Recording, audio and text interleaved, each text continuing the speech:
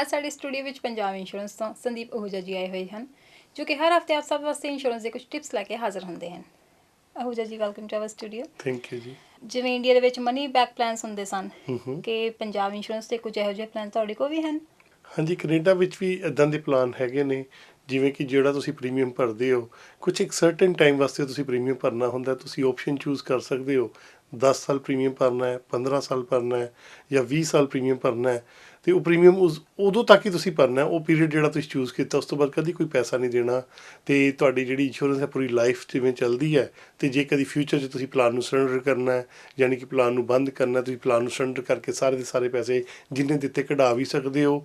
ਅਤੇ ਜੇ ਤੁਸੀਂ ਚਾਹੋ ਕਿ ਤੁਸੀਂ ਪਲਾਨ ਵੀ ਚਲਾਉਣਾ ਹੈ, ਵਿੱਚ ਐਜ਼ ਏ ਲੋਨ ਵੀ ਤੁਸੀਂ ਮਨੀ ਲੈ ਸਕਦੇ ਹੋ। ਅਤੇ ਯਾਨੀ ਕਿ ਓਪਸ਼ਨਾਂ ਕਾਫੀ ਹੈਗੀਆਂ। ਔਰ ਸਾਡੇ ਕੋਲ ਇੱਕ ਐਸਾ ਪਲਾਨ ਆਇਆ ਹੋਇਆ ਹੈ ਜਿਹੜਾ ਕਿ ਬਸ 15 ਸਾਲ ਤੁਸੀਂ ਪ੍ਰੀਮੀਅਮ ਭਰਨਾ ਹੈ। ਅਤੇ ਜਿੰਨੇ ਦਾ ਤੁਸੀਂ ਪਲਾਨ ਲਿਆ ਹੋਏ, ਯਾਨੀ ਕਿ ਜੇ ਤੁਸੀਂ 5 ਲੱਖ ਦੀ ਇੰਸ਼ੋਰੈਂਸ ਲਈ ਹੈ, ਜਦੋਂ ਤੁਸੀਂ 65 ਸਾਲ ਦੇ ਹੋਣਾ ਹੈ ਉਦੋਂ ਤੁਹਾਡੀ ਹਾਫ ਕੈਸ਼ ਸਰੈਂਡਰ ਵੈਲਿਊ ਤੁਹਾਡੀ ਹੁੰਦੀ ਹੈ। ਯਾਨੀ ਕਿ 5 ਲੱਖ ਦੀ ਇੰਸ਼ੋਰੈਂਸ ਲਈ ਹੈ, ਜਦੋਂ ਤੁਹਾਡੀ ਏਜ 65 ਸਾਲ ਹੋਈ, ਯਾਨੀ ਕਿ $2.5 lakh guaranteed cash surrender value ਤੁਹਾਡੀ ਉਸ ਪਲਾਨ ਦੇ ਵਿੱਚ ਹੁੰਦੀ ਹੈ। ਜਿੱਦਾਂ ਦਾ ਕੋਈ ਵੀ ਪਲਾਨ ਤੁਸੀਂ ਲੈਣਾ ਹੋਏ, ਜੇ ਹਾਲੇ ਤੱਕ ਕੋਈ ਇੰਸ਼ੋਰੈਂਸ ਨਹੀਂ ਕਰਵਾਈ, ਅਸੀਂ ਥੋੜ੍ਹੇ ਪੈਸੇ 'ਚ ਜਿਵੇਂ ਵਧੀਆ ਇੰਸ਼ੋਰੈਂਸ ਲੈਣ 'ਚ ਆਪਣੇ ਕਲਾਇੰਟਸ ਦੀ ਹੈਲਪ ਕਰਦੇ ਹਾਂ। ਔਰ ਮਨੀ ਬੈਕ ਪਲਾਨ ਲੈਣਾ ਹੈ, ਇੱਦਾਂ ਦਾ ਕੋਈ ਹੋਰ ਪਲਾਨ ਲੈਣਾ ਹੈ, ਇੱਦਾਂ ਦੀ ਕੋਈ ਵੀ ਜਾਣਕਾਰੀ ਲੈਣਾ ਹੈ, ਅਤੇ ਸਾਡੇ ਕਿਸੇ ਵੀ ਐਡਵਾਈਜ਼ਰ ਨੂੰ ਤੁਸੀਂ ਕੰਟੈਕਟ ਕਰ ਸਕਦੇ ਹੋ। आहूजा ਜੀ, ਥੈਂਕ ਯੂ ਸਾਡੇ ਦਰਸ਼ਕਾਂ ਨਾਲ ਇੰਨੀ ਜਾਣਕਾਰੀ ਸਾਂਝੀ ਕਰਨ ਦੇ ਲਈ। ਥੈਂਕ ਯੂ ਜੀ।